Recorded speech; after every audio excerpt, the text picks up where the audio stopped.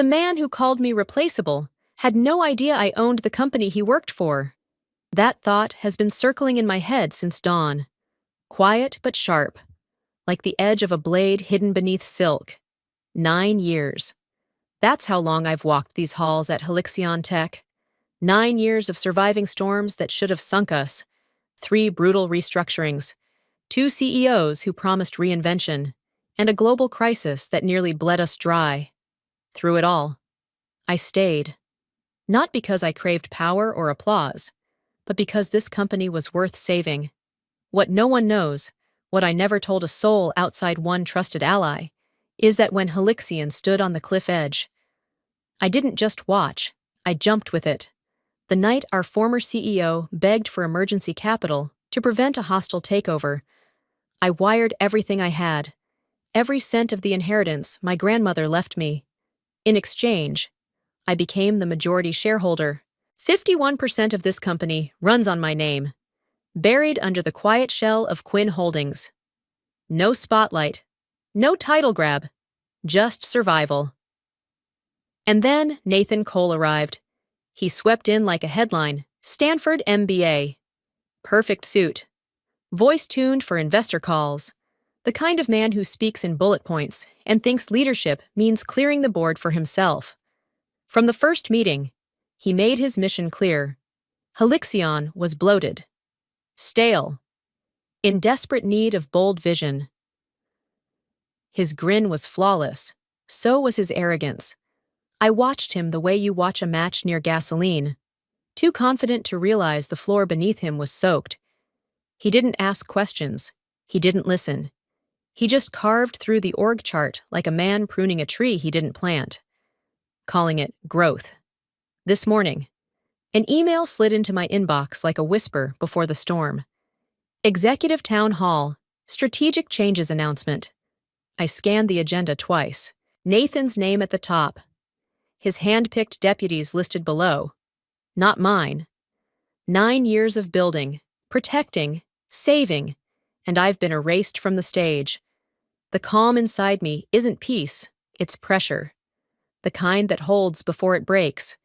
And when it does, someone's going to learn the difference between authority and ownership. I remember the sound before I saw him, the sharp clap of polished shoes against marble, echoing like a drumbeat announcing war. When the double doors opened, Nathan Cole walked in as if the floor had been built for him. Dark navy suit, slim tie, the kind of posture you see in glossy leadership ads. His smile had edges. "Change is coming," he said, voice amplified by the mic and his own self-assurance. The room of 100 employees hushed, not out of awe, but calculation, everyone wondering who'd be on the chopping block. I stayed in my usual spot at the back, hands folded, face unreadable. From here, I could watch without being seen. That's what people like Nathan never understand. Real power doesn't need a spotlight. He started his presentation with words like agility and optimization, flashing slides that glittered with metrics and buzzwords. Then came his signature move, a phrase I would hear too many times that day. "Let me simplify this for you."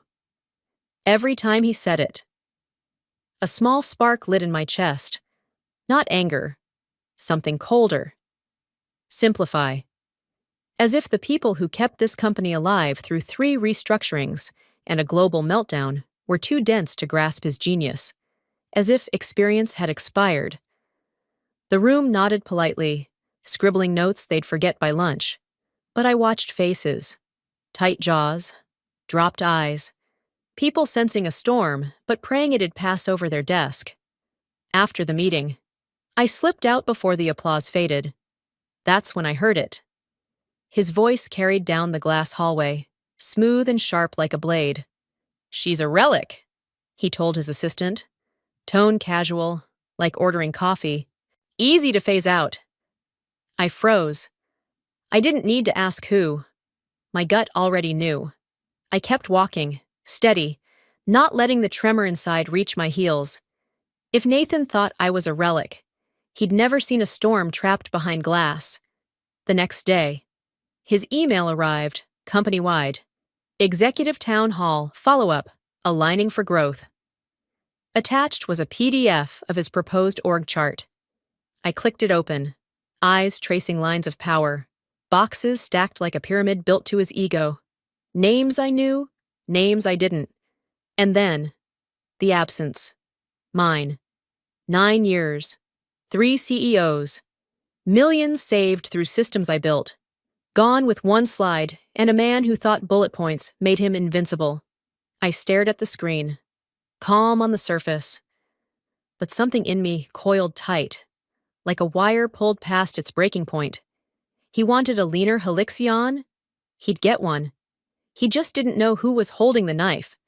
The email hit my inbox like a stone dropped in still water. Subject, Conference Room B, now, no greeting, no context. Just 6 words that carried the weight of a loaded gun. I closed my laptop slowly, slipped on my blazer, and stood. The hallway outside my office stretched long and silent, every click of my heels echoing against marble. It felt like walking towards something inevitable, like the first roll of thunder before a storm you can't outrun. Conference Room B was already closed when I arrived. The blinds were drawn tight, cutting out the winter sun. Fluorescent lights hummed overhead, casting a cold glow across the table. Nathan sat at the head like a king surveying a pawn he'd grown tired of. His arms rested on the polished wood, fingers steepled, head bent toward a folder he didn't bother to look up from. "Have a seat," he said, voice flat. I lowered myself into the chair opposite him, calm on the surface, but alert beneath. He didn't waste time. "I've been reviewing your department's output," he began, finally lifting his eyes to mine. "Frankly, I'm not impressed." My pulse slowed, not sped. "Not impressed," I repeated softly. He leaned back, letting the words unspool like a verdict. "You've plateaued. Mara, the tools you've built, outdated, and your team lacks initiative. We're trying to move forward, but you—" His pause was deliberate, sharp enough to cut. "You're replaceable, replaceable." The word landed like a stone in my chest, heavy but hollow. He thought that would break me. He thought those syllables could undo 9 years of building, saving, sacrificing. Instead, I smiled, just a flicker at the corner of my mouth, but enough to pull his brows together. "You find this amusing?" he asked, irritation cracking the veneer of his calm. "No," I said lightly. "I find it funny you're being serious." Color rose to his face. "If you think this is a joke, maybe you'd prefer to leave. We can formalize that today." I leaned in then, close enough to watch his confidence falter. "Then fire me," I said, voice even, almost soft. The silence that followed stretched like glass about to shatter. For the first time since he walked into this company, Nathan Cole looked unsure. His mouth opened, then closed again. Words swallowed whole. I stood without waiting for dismissal, smoothing the sleeve of my blazer as I walked to the door. He thought this was the endgame. He had no idea it was only the opening move. The office felt quieter than usual when I returned from that meeting, as if even the walls had overheard what was said. Replaceable. The word still echoed, not as a wound, but as a warning bell. I closed my door, let the latch click shut, and sat at my desk, the glow of the monitor reflecting a face that looked calmer than it should have. I didn't pace. I didn't rage. Instead, I picked up my phone and dialed a number I knew by heart. "Evelyn Strauss." A steady voice answered after 2 rings. "It's me," I said, tone even. There was a pause, the kind that carries weight. "What happened?" "He tried to dress it up as feedback," I replied, resting my elbow on the desk. "But let's call it what it was, a warning shot. He wants me out." Evelyn sighed, a sound like paper sliding across a table. "That doesn't surprise me. What does is this—" Her voice tightened. "I reviewed the board packet for Monday's strategy session. There's a proposal in there. Mara, from Nathan." My spine straightened. Go on? He's recommending we transition your role to an external advisory position. She paused, letting the words land. In other words, off the board, off the org chart. I stared at the skyline through the glass, the city lights flickering like distant signals. He submitted that without even speaking to me? Of course he did, Evelyn said flatly. And here's the kicker. He marked one line as pending, shareholder approval. The corner of my mouth curved, slow and sharp. Pending, I repeated, almost tasting the irony. Yes, she confirmed. He has no idea who he's waiting on. For the first time since that cold meeting, a laugh slipped from my throat, quiet, controlled, like the sound of a lock turning. And I'm not telling him. Evelyn chuckled once, low. That's what I thought you'd say. I want him to walk into that boardroom certain of his victory, I said, my voice cooling to steel. I want him to feel the ground under his feet, right before it gives way. Then I'll keep this quiet, Evelyn replied. You just be ready. Oh, I'm ready, I murmured, my eyes fixed on the reflection in the glass. For weeks, I'd stayed silent, watching him build his little empire on assumptions. But the thing about assumptions, they crumble fast when reality hits. I ended the call and leaned back in my chair, fingers steepled like his had been. The game had changed, and the man who thought I was a relic was about to learn what history does to men who underestimate it. The boardroom was already half full when I walked in. The hum of low voices echoing off glass walls. Morning sunlight slanted through the blinds, striping the long mahogany table in sharp lines. I took my usual seat near the far end. Quiet. Unremarkable. That was the point. Nathan arrived minutes later. All confidence and cologne. The kind of man who thought timing was power. He strode to the head of the table, shook hands like a politician, and launched into his performance before the chair cushions had time to settle. Good morning, he began. Voice warm, rehearsed. I'd like to walk you through a vision, a leaner, stronger Helixion tech. Slides flickered across the screen behind him. Bold fonts, buzzwords stacked like a fortress. Efficiency, agility, growth. Each chart climbed higher than the last, his tone rising with them. He was in his element, selling change like salvation. Then came the last slide, the one that made the air thicken. Transition, Linda, he caught himself, corrected. Mara Quinn to an external advisory role. Duties redistributed to more agile junior staff. My name hung in the air like a verdict. A few board members shifted, their expressions carefully neutral. The chairman's voice cut through the silence. Before we proceed, shareholder approval is required for structural changes at that level. Do you have it? Nathan nodded, smooth as ever. Pending, but no issue. That was my cue. Actually, I said, my voice calm, almost gentle, there is an issue. Every head turned. Even Nathan's smile froze, mid-performance. I don't approve. He blinked, then laughed softly, like I'd made a joke. Mara, with all due respect, you don't have the authority to... I reached into my folder and slid a document across the polished wood, stopping just in front of the chairman. You might want to check that. Evelyn, seated 2 chairs down, leaned forward. Verified and current, she said, her tone clinical. Mara Quinn is the majority shareholder through Quinn Holdings, 51%. The silence that followed was so complete, I could hear the faint hum of the projector. Nathan's face drained of color, his composure cracking at the edges. I didn't know, he stammered. I tilted my head, voice steady as glass. That's the problem? Nathan, you never asked. The chairman leaned back slowly, eyes scanning the paper like it held a bomb. Around the table, the air shifted, gravity tilting, power realigning without a sound. And for the first time since he arrived, Nathan Cole understood. The kingdom he thought he'd conquered wasn't his to rule. Whispers travel faster than emails.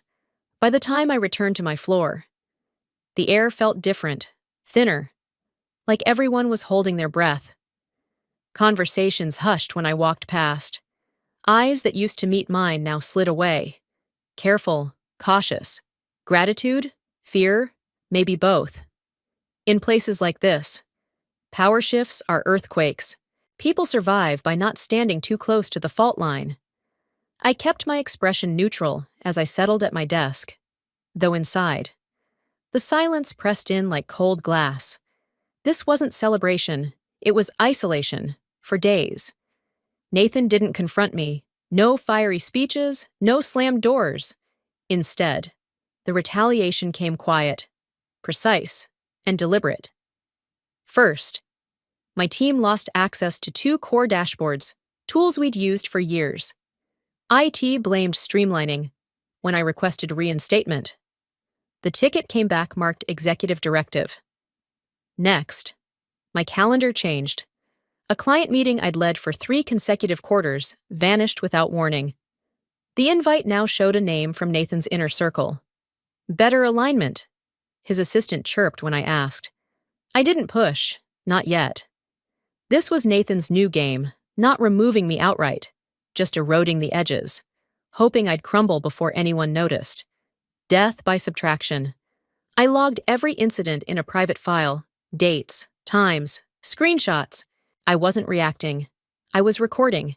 Because if he thought silence meant surrender, he'd miscalculated. Late Thursday. As the office emptied and shadows stretched across the glass, a notification pinged on my screen. Internal message. No sender listed. Just words on a gray background. Thank you. You don't know me. But you stopped him. I stared at it, my pulse ticking slow and steady. Then, another line appeared, as if the writer hesitated before hitting send. He did this at his last company. 3 women left because of him. I read it twice, the letters burning like a match in the dark. This wasn't just ambition. This was a pattern, a predator cloaked in performance metrics and charm. I typed nothing in response, just closed the message, saving a screenshot before it vanished. Outside my office, the city lights glimmered against the night, cold and far away. Alone in that silence, I understood something with startling clarity. Nathan wasn't done, and neither was I. If he wanted a war built on whispers, he'd chosen the wrong opponent. I'd fight him with receipts, not rumors. And when the reckoning came, it wouldn't be loud, it would be surgical. The email wasn't meant for me. That was the first sign. It appeared in my inbox late Monday night, forwarded from an address I didn't recognize. No subject, no message, just an attached screenshot. The header made my stomach turn. From Nathan Cole. To Board Distribution, Subject, Leadership Concerns. The words beneath were as sharp as broken glass. Mara shows signs of disengagement, missed multiple strategic meetings, increasingly uncooperative. Recommend further review of leadership viability. Each line was a surgical cut, calculated, bloodless, and aimed to kill without leaving fingerprints. I read it twice, my pulse steady only because it had no room to climb. A single sentence in small gray text sat below the screenshot. Written by the anonymous sender. You didn't get this from me. Ah! I stared at the screen, cold sliding down my spine like water in a dark stairwell. Nathan wasn't coming for me head-on. He was rewriting me, word by word, until I disappeared in plain sight, for a moment. The office felt too quiet, like a stage before the curtain rises. I drew a slow breath and opened a blank document. Title, Defense File. Every move from here had to count. I started pulling data, timestamps of canceled meetings, screenshots of revoked access, every executive directive that conveniently aligned with my supposed absence. I clipped them into folders, labeled by date. Evidence doesn't blink, evidence doesn't forget. Then I placed my phone face up on the desk and hit record before calling IT support for the third time that week, my voice even. Every word measured. When I hung up, I saved the file to an encrypted drive. It wasn't paranoia anymore. It was protocol. By Wednesday, the quiet pressure had thickened into something suffocating. Conversations stopped when I entered rooms. Invitations I used to receive without question vanished from my calendar. And then came the twist that turned unease into something colder. A junior analyst, someone I'd mentored years ago, slipped a folded note under my office door. No name, just 8 words scrawled in ink. Check Nathan's calendar for Friday. Ethics prep. I logged in through the shared portal. My hands steady, though the air around me seemed to hum. And there it was, a private meeting titled Board Strategy, Leadership Realignment. Guests, Nathan Cole, 2 committee members, and one line that made the intent clear: finalize exit recommendation. Not a conversation, not a review, a verdict, dressed in corporate language. I closed the tab slowly, letting the silence settle like frost. He thought he was hunting me in the dark. He had no idea I'd been building my own map of every trap he laid, and the day he thought I'd fall into it, the ground was going to give way beneath him. By Thursday morning, the decision was made, not his, not theirs, mine. I walked into the chairman's office carrying a black leather folder, the weight of it solid in my hands. Evelyn was already seated, calm as a chess player in mid-game. The chairman glanced up, expression unreadable, as I closed the door behind me with a soft click. "Morning," I said evenly, placing the folder on the table between us. "This won't take long." Inside that folder wasn't outrage or theory. It was proof. I slid the first set of documents across the polished wood, screenshots of revoked access logs, time-stamped cancellations, calendar reshuffles that stripped me from meetings I was expected to attend. Then came the email Nathan had sent the board, accusing me of disengagement. Highlighted, annotated, dated.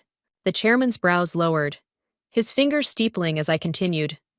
"That's not all." Next came the voice memos, recorded calls where IT confirmed changes came from executive directive. I pressed play on one, letting the tinny speaker fill the silence. "Yes, Ms. Quinn, that restriction was placed by senior operations." His eyes flicked to Evelyn, who nodded once. "We've reviewed chain of command protocols," she said coolly. "Everything traces back to Nathan's office." But I wasn't finished. From the folder's back pocket, I pulled a thinner stack, employee statements, anonymous but detailed, descriptions of sudden demotions, whispered threats, quiet pressure to leave, each one a mirror of the tactics he'd used on me.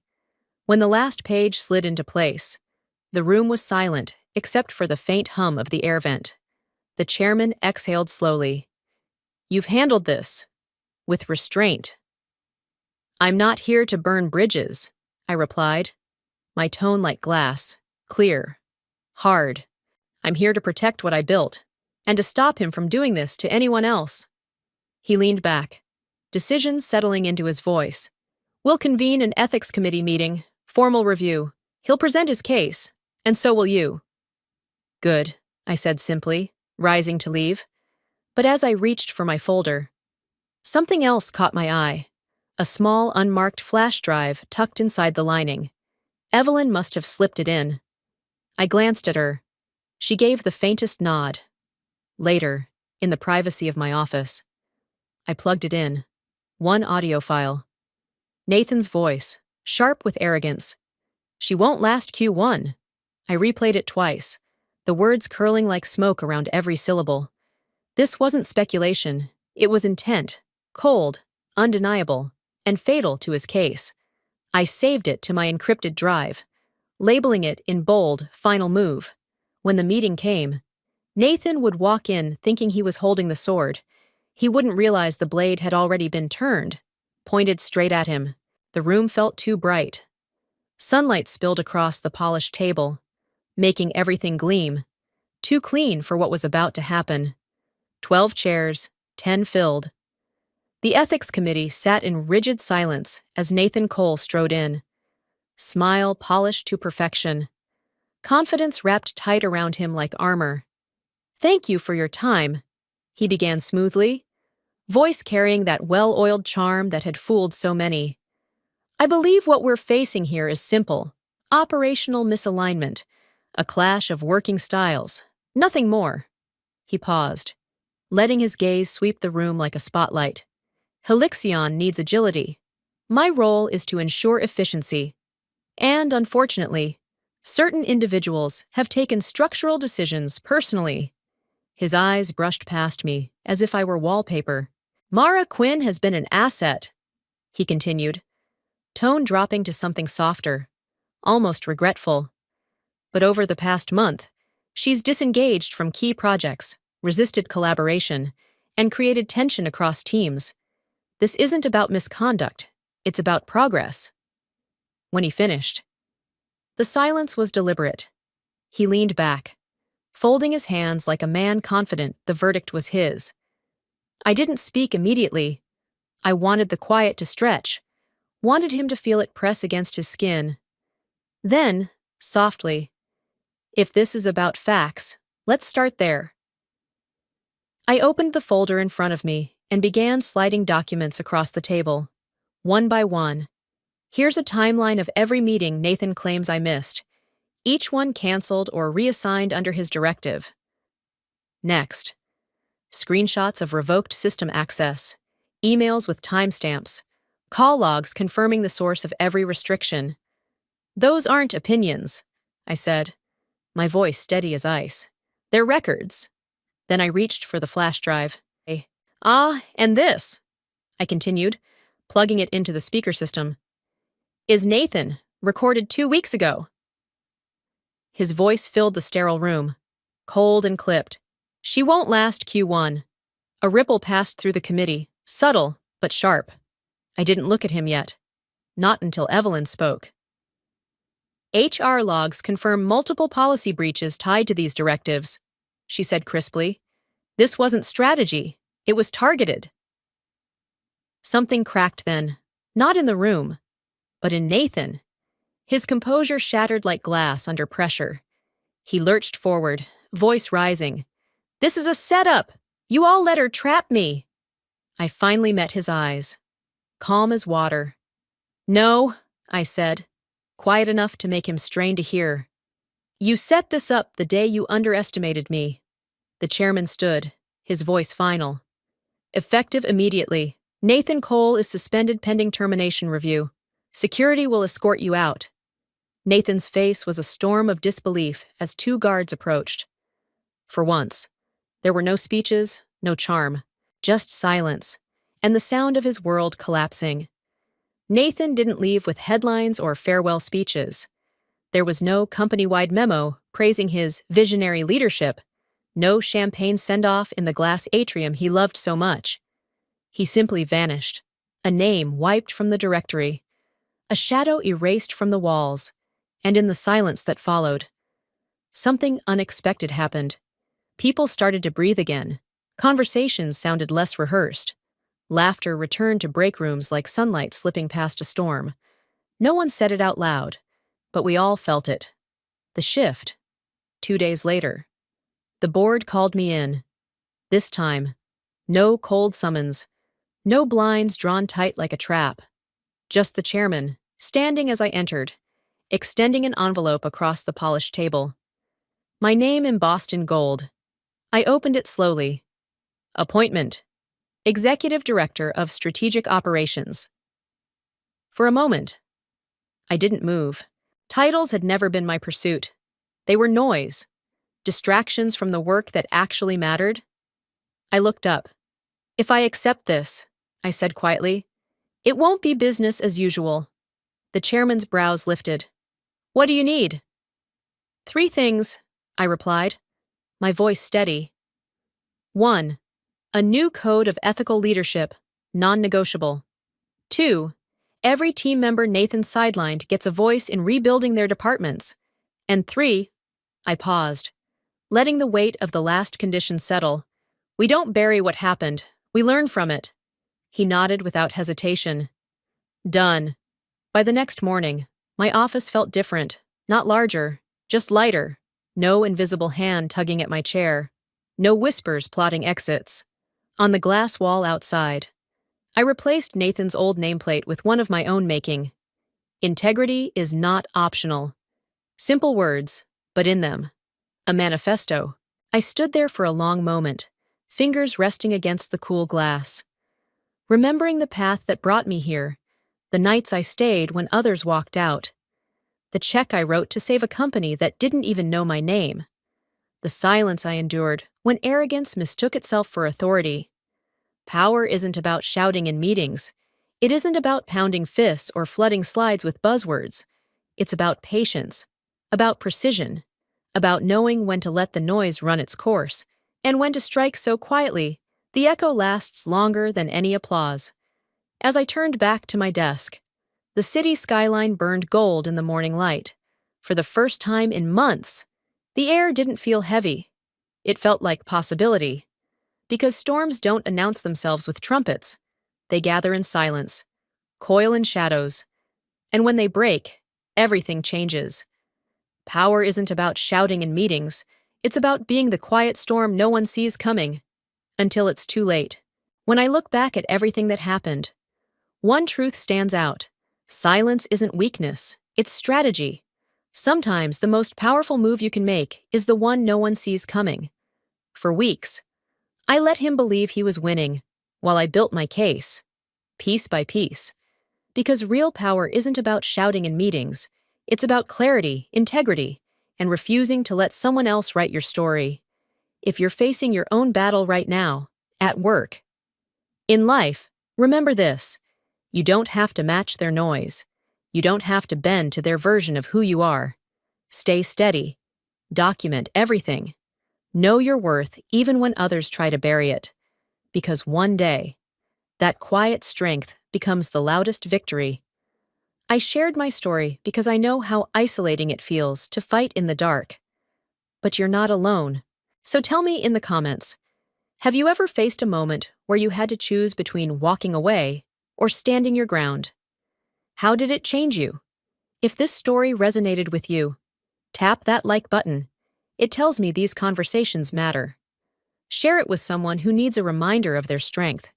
And if you want more stories like this, stories about resilience, justice, and taking back control, make sure to subscribe. Because trust me, we're just getting started. Your voice matters here. Let's make it heard.